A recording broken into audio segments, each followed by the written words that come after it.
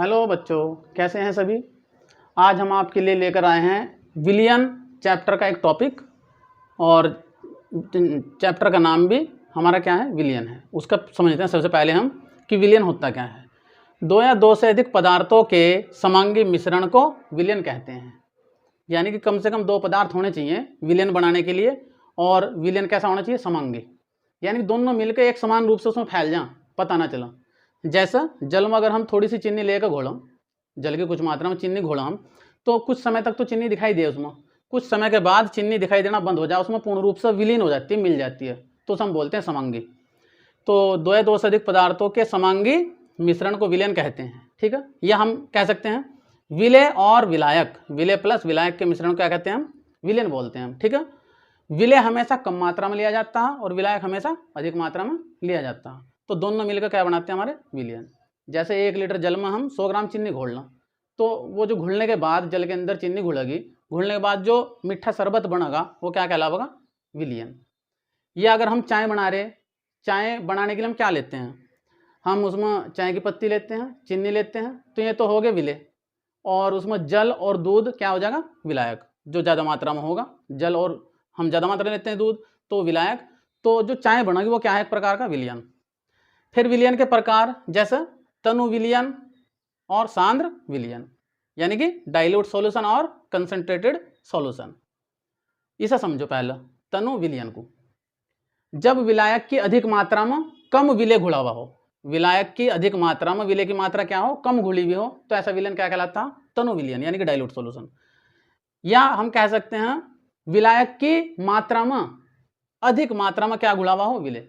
विलायक की मात्रा में विलय क्या है, अधिक मात्रा में घुला हुआ हो, तो ऐसा विलयन क्या कहलाता है हमारा, सांद्र विलयन। ठीक है, यह कह सकते हैं इसे पतला विलयन कह लो, या फिर इसे कह लो गाढ़ा विलयन कह लो, देसी भाषा में हम कह सकते। अब विलायक और विलय की भौतिक अवस्थाओं के आधार पर विलयनों के निम्न निकाय बन सकते हैं। यानी कि अगर हम विलय और विलायक मिलावें, उनकी भौतिक अवस्था देखें, गैसीय अवस्था, द्रव अवस्था, ठोस अवस्था को मिला कर हम कितने प्रकार के विलयन बना सकते हैं, मैं आपको समझाता हूँ, आप इसे समझा ध्यान से। तो निकाय के आधार पर हम विलयनों को कितने भागों में बांट सकते हैं, आप ये देखिए। नंबर 1, गैस का गैस में विलयन, पहला टाइप, जैसे वायु। अब हम कहेंगे गैस को गैस में कैसे घोलें, या कैसे, इसका एग्जाम्पल हम क्या ले सकते हैं उसमें, वायु। वायु में क्या होता है, nitrogen plus oxygen plus carbon dioxide. Nitrogen gas, oxygen gas और कार्बन डाइऑक्साइड गैस, ये सभी गैसें किससे मिली होती हैं, वायु में। तो गैस से होगी ना आपस में मिली हुई, तो वायु भी एक प्रकार का क्या है, विलयन। वायु भी विलयन होता है। फिर नंबर 2 पर क्या आता है, द्रव का गैस में विलयन। द्रव का गैस में विलयन, यानी कि लिक्विड को गैस में घोलना। जैसे क्लोरोफॉर्म लिक्विड होता है, द्रव होता है, तो क्लोरोफॉर्म की जो वाष्प बनती है वो क्या में घोल सकते हैं हम, नाइट्रोजन गैस में। तो यानी कि द्रव क्या में घुल रहा, गैस में, तो द्रव का गैस में विलयन हो जाएगा इस प्रकार। तीसरा कौन सा, ठोस का गैस में विलयन। ठोस को क्या में घोलना है इस बार, गैस में, विलयन बनाना हमें। तो कपूर ठोस होता है, कपूर को क्या में घोल लेते हैं हम, नाइट्रोजन गैस में घुल जाता है कपूर। ठीक है, ये भी हो गया हमारा। नंबर 4, गैस का द्रव में विलयन। गैस को क्या में घोलना है इस बार, द्रव में, यानी कि लिक्विड में, तो कार्बन डाइऑक्साइड क्या में घुल जाती है, जल में। या फिर हम देखते हैं जितनी भी हम कोल्ड ड्रिंक्स पीते हैं या ठंडे पेय पीते हैं, उन सभी में क्या घुली होती है, कार्बन डाइऑक्साइड गैस, यानी कि लिक्विड में क्या घुली होती है, गैस। कार्बन डाइऑक्साइड क्या अपना नाम, गैस। तो ये गैस लिक्विड में घुली होती है, जितने पेय पदार्थ ठंडे हमारे वो सभी। और कार्बन डाइऑक्साइड का कार्य है उसे लंबे समय तक बचा कर रखना, जो उसके अंदर बैक्टीरिया या जो भी इन्फेक्शन फैलाने वाले जो उसे खराब कर सको, कोल्ड ड्रिंक्स को या पेय पदार्थों को, जूस को, तो उसे कौन बचाता है, उससे कार्बन डाइऑक्साइड गैस। जैसे आप कोल्ड ड्रिंक्स की बोतल का ढक्कन खोलते हैं तो उसमें थोड़ी सी मात्रा में गैस निकलती है, आपने देखा होगा, तो कौन सी गैस होती है, कार्बन डाइऑक्साइड गैस। ये जीके का क्वेश्चन भी है कि पेय पदार्थों में, पीने वाले पदार्थों में कौन सी गैस घुली होती है, कौन सी गैस हो, कार्बन डाइऑक्साइड गैस। इसके बाद क्या आता, द्रव का द्रव में विलयन, यानी कि लिक्विड को लिक्विड में घोलना। इस एग्जाम्पल से आप भली बात वाकई बस अभी, जैसे अल्कोहल प्लस जल। लोग बाग जो शराब पीते हैं वो शराब में क्या डाल के पीते हैं, जल, यानी कि शराब भी लिक्विड और जल भी क्या है, लिक्विड, यानी कि दोनों द्रव हैं, तो द्रव का द्रव में विलयन बन गए। ठीक है, इसके बाद ठोस का द्रव में विलयन। ठोस का द्रव में विलयन, मान लिया हमने जल लिया, उसके अंदर हम क्या घोल रहे हैं, चीनी, तो चीनी क्या, ठोस, तो ठोस का क्या बन रहा, जलम, यानी कि ठोस का द्रव में विलयन, या शक्कर कह लो, ठीक है। इसके बाद क्या आता है हमारा, ठोस का ठोस में विलयन। अब आप ये सोचेंगे कि ठोस का ठोस में कैसे विलयन बना देंगे हम, लेकिन होता ठोस का ठोस में विलयन। फॉर एग्जाम्पल क्या है इसका, पीतल, पीतल होता है मिश्र धातु, तो पीतल दो चीजों से मिलकर बना हुआ होता है, कॉपर और प्लस जिंक, ठीक है ना। तो दो धातु मिल रही, इसका मतलब दो धातु मिलकर बना रही ना, तो क्या कहलाएगा ये भी, विलयन। तो पीतल भी एक प्रकार का विलयन के रूप में होता है धातु हमारा, ठीक है। या हम कह सकते हैं जो हम गोल्ड बनाते हैं, ज्वेलरी बनाते हैं, अब जो 24 कैरेट का गोल्ड होता है वो तो प्योर स्थिति में होता है, थोड़ा मुलायम होता है, तो उसका हम आभूषण नहीं बना सकते, यानी कि ज्वेलरी नहीं बना सकते, तो उसमें कुछ मात्रा में तो कॉपर मिला दिया जाता है या फिर सिल्वर मिला दिया जाता है, जिससे वो थोड़ा हार्डनेस आ जाता है, फिर उसका आभूषण हम बना सकते हैं, ज्वेलरी, ठीक है ना। तो सोने के अंदर यानी गोल्ड के अंदर सिल्वर का मिलना, चांदी का मिलना या कॉपर का मिलना भी क्या है, एक प्रकार का ठोस का ठोस में विलयन। इसके बाद मैं आपको इस लेसन के अंदर समझा रहा हूं कि इसकी हम जो विलेयता कैसे देखते हैं हम। देखो विलेयता कैसे बढ़ा सकते हैं हम पदार्थों की। अगर मैं बात करूं, इसकी बात समझो, यहां से ठोस का द्रव में विलयन, अगर ठोस की विलेयता द्रव में बढ़ानी है हम, तो कैसे बढ़ाओगे हम, टेम्परेचर बढ़ाकर।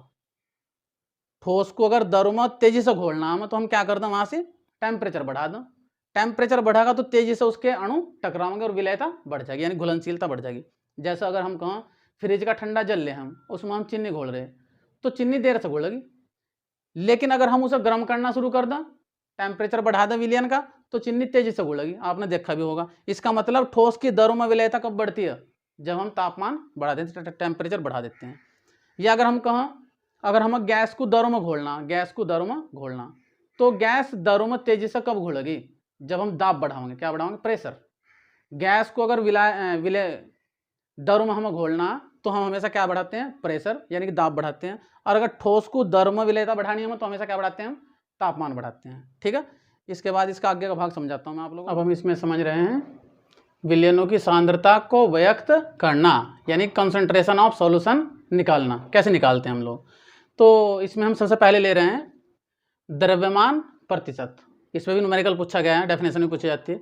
किसी विलयन के 100 ग्राम में उपस्थित विलेय की ग्रामों में संख्या, यानी 100 ग्राम विलयन में विलेय के कितने ग्राम घुले हुए हैं, उस विलयन की द्रव्यमान प्रतिशत कहलाती है।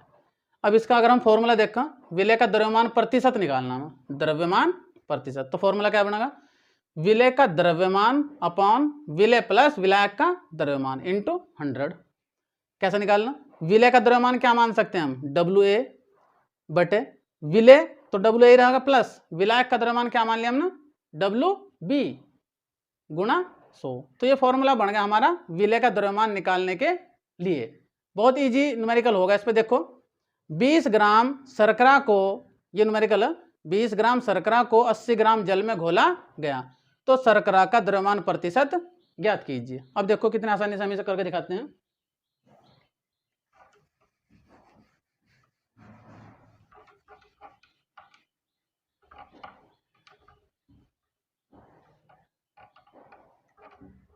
देखिए शर्करा कितने ग्राम, 20 ग्राम, यानी कि शर्करा का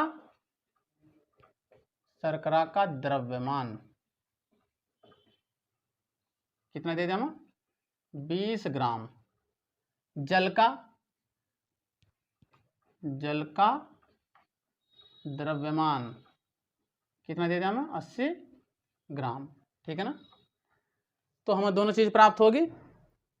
अब इसे हम क्या मान सकते हैं, WA, इसे क्या मान सकते हैं, WB, ठीक है। ये WA और ये WB। अब हम निकालते हैं विलेय का, विलेय क्या है इसमें, शर्करा, या ऐसे ले लो आप, शर्करा का द्रव्यमान प्रतिशत इजिकल टू फॉर्मूला क्या, WA upon WA plus WB गुणा 100। तो WA क्या हमारा 20 बटे WA क्या हमारा यहाँ से भी 20 प्लस WB क्या हमारा 80, ठीक है, गुणा 100। तो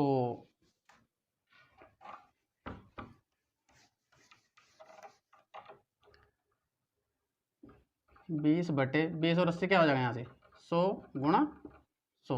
तो 100 से 100 कैंसिल हो जाए, क्या बचा 20। ठीक है, वेट बाय वेट। तो ये हमारा इसका शर्करा का द्रव्यमान प्रतिशत कितना आ गया निकल के, इसमें 20 आ गया। इसको मैं साथ साथ एक न्यूमेरिकल और समझा देता हूँ आपको। देखिए ये नोट कर लिया हो तो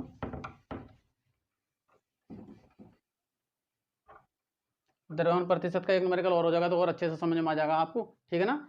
15 ग्राम NaCl को, क्वेश्चन 15 ग्राम NaCl को 15 ग्राम NaCl को 150 ग्राम जल में घोला गया। 150 ग्राम जल में घोला गया। NaCl का द्रव्यमान प्रतिशत ज्ञात कीजिए। ठीक है, ये क्वेश्चन है हमारा। NaCl का द्रव्यमान प्रतिशत निकालना। आंसर देखो, NaCl का द्रव्यमान कितना है? NaCl का द्रव्यमान यानी कि WA क्या है हमारा, कितना दिया इसका 15 ग्राम। 15 ग्राम कितने ग्राम जल में घुला है? 150 ग्राम में। तो H2O का द्रव्यमान यानी कि WB, इसे क्या मान लेंगे हम, WB इक्वल टू कितना 150 ग्राम। ठीक है, और अब हम फॉर्मूला लगाएंगे विले क्या हमारा NaCl, इसमें ब्रैकेट में लिख देता हूँ NaCl का द्रव्यमान प्रतिशत निकाल लिया हम। Formula WA